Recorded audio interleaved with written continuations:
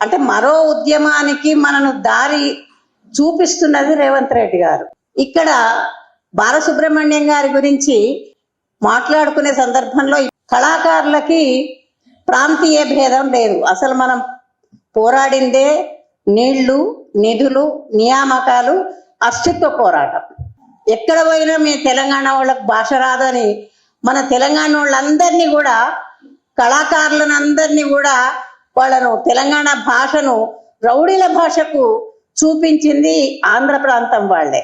మరి కళాకారులకి భాష వేరే ఉండదు, ప్రాంతం వేరే ఉండదు అన్నోళ్ళు ఆ పని ఎందుకు చేసిండ్రు అని వాళ్ళని వాళ్ళు ప్రశ్నించుకుంటున్నారా అని మేము అడుగుతున్నాం.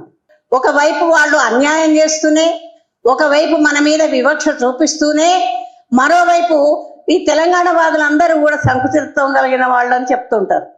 అంటే వాళ్ళు సంపాదించుకోవడానికి మనను ఇన్ఫీరియారిటీలో పడేయడం అనమాట. వీళ్ళకంత సంకుచితత్వం ఉన్నది, ప్రాంతీయ భేదాలనే. వాళ్ళు మెల్లగా లోపట మన చాప కింద నీళ్లు తీసుకొచ్చినట్టు మననంతా దోచుకుంటున్నటువంటిది.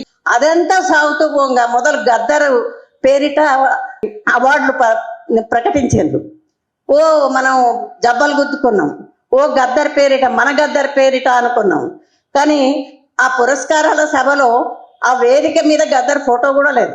పైగా ఇచ్చిన అవార్డులన్నీ కూడా ఆంధ్రోళ్ళకి ఇచ్చిండ్రు. పాటలు పాడిన వాళ్ళు ఆంధ్రోళ్లే, యాంకర్లు ఆంధ్రోళ్లే.